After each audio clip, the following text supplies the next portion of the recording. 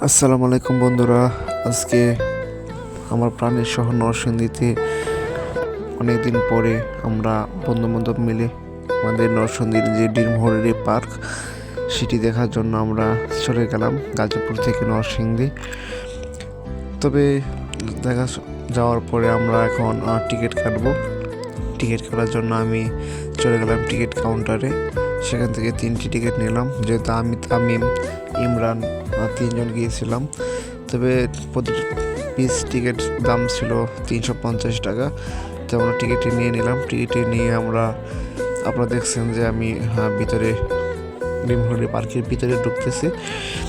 ঢোকার ভিতরে যেহেতু আমরা সকাল সকাল চলে গেছিলাম, তখন মানুষের যে একটা ভিড় ছিল সেটা কম ছিল।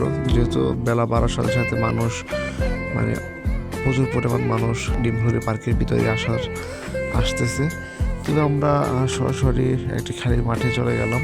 সেখান থেকে আমরা চিন্তা ভাবনা করতেছি আমরা কোন দিকে যাব বা কোন দিক থেকে প্রথম শুরু করব। তো এর মধ্যে ভিডিও করতেছে তামিম। তবে সবসময় তো আমি ভিডিওর মাঝে থাকি, তবে আজকে আর ভিডিওর মাঝে আমি নাই। তারপর ভিতরে চলে গেলাম প্রথমে ভূতের বাড়িতে, যেহেতু এটা খুব ভয়ঙ্কর একটা জায়গা, ভূতের বাড়ি। তো আমি প্রথম মনে করছিলাম যে ভিতরে ঢুকুম না, তারপর ঢুকে গেলাম।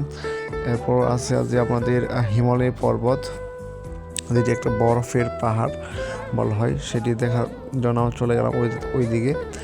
এদিক দিয়ে আবার ভূতের বাড়িতে ইমরান বলেছে ভূতের বাড়িতে চলে যাওয়ার জন্য। আমরা আবার সেই ভূতের বাড়িতে ভয়ানক যে আওয়াজ ভূতের, সেটা দেখার জন্য আমরা চলে যাচ্ছি ভূতের বাড়িতে। তো আপনারা দেখতে পাচ্ছেন যে আমরা ভূতের বাড়ির সামনে আছি। তো সেখান থেকে টিকিট 50 টাকা হয়তো মনে হয় টিকিটের দাম নিয়েছে। আমরা সরাসরি ভিতরে গিয়েছিলাম। তবে ভূতের বাড়ির ভিডিওটা আমি পরবর্তী ব্লগে আমি আপলোড করব, তো সবাই দেখবেন। ভিতরের দৃশ্যটা অনেকটা ভয়ঙ্কর। এটা যেন ফুল স্ক্রিনে ভিডিও নিলে মনে করেন যে ভিডিওটা প্রায় 10 মিনিটের মতন হয়ে যায়, তাই আমি শর্ট ভিডিওটি আপলোড করলাম। তবে পরবর্তীতে ভূতের বাড়ির ভিতরে যে দৃশ্যটা সেটা আমি তুলে ধরার জন্য চেষ্টা করব, এবং পরবর্তী ব্লগে আপনারা সেই ভিডিওটি দেখতে পারবেন।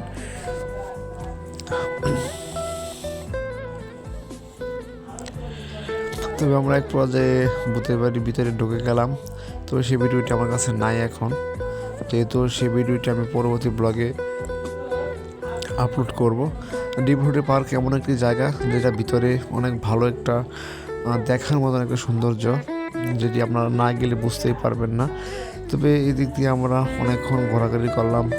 ঘোরাঘুরি করার পরে আমরা প্রচুর সম্পূর্ণ দিক প্রত্যেকটা জায়গায় জায়গায় আমরা ডিমহলি পার্কের ভিতরে চলে গেছি।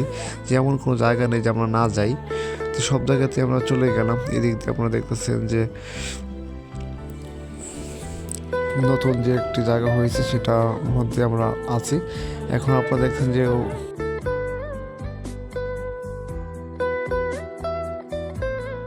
যেহেতু আমরা ট্রলারে উঠি নাই বা স্পিড বোটে উঠি নাই, আমরা মাঝখান থেকে আমরা ভিডিওটা নিয়েছি।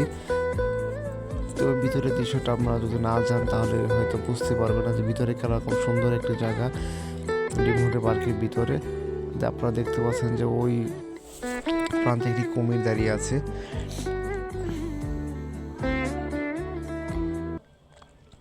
তবে আমরা অনেকক্ষণই ঘোরাঘুরি করলাম। ঘোরাঘুরি করার পরে আমরা এক পর্যায়ে অনেকটাই ক্লান্ত হয়ে পড়ছি, যেহেতু প্রচুর পরিমাণে রৌদ্র ছিল। সেই রৌদ্রের কারণে জানি না ভিডিওটি কীরকম হয়েছে। দিক দিয়ে আছে আবার আদর্শ গ্রাম, যে গ্রামে মানুষ লঞ্চ দিয়ে সেই গ্রামটি দেখার জন্য যাচ্ছে। যেহেতু আমরা লঞ্চে উঠি নাই বা স্পিড বোটেও উঠি নাই, আমরা সামনে থেকে আমরা ভিডিও নিয়েছি। যেহেতু সেখানে অনেক ভিড় ছিল, এটার জন্য আমরা যাই নাই ভিতরে। তো ভিতরের দৃশ্যটা আমার কাছে অনেকটা ভালো লাগছে। আপনারা হয়তো যদি আপনারা কেউ যেতে চান বা যেতে আগ্রহ থাকেন, তারা আপনারা সরাসরি চলে যেতে পারেন নরসিংদী ডিমহলি পার্কে। সেখানে গেলে আপনি প্রাকৃতিক পরিবেশ, যে একটা পরিবেশ, সেই পরিবেশের সাথে সাথে আপনার নিজেকে মন মানসিকতাকে মানিয়ে নিতে পারবেন। তবে ইনশাল্লাহ পরবর্তী যে ভূতের বাড়ির ব্লগটি আছে সেই ব্লগটা আমি আগামীকালকে আপলোড করব, বা দু একদিনের ভিতরে আমি ভিডিওটি আপলোড করব। সবাই সেই ভিডিওটি দেখবেন, অবশ্যই ভালো লাগবে। যেহেতু এটা ভূতের বাড়ি ভিডিও, অনেকটাই ভয়ঙ্কর। তো সবাই ভালো থাকবেন, সুস্থ থাকবেন, লাইক, কমেন্ট এবং শেয়ার করে পাশে থাকবেন। ধন্যবাদ সবাইকে।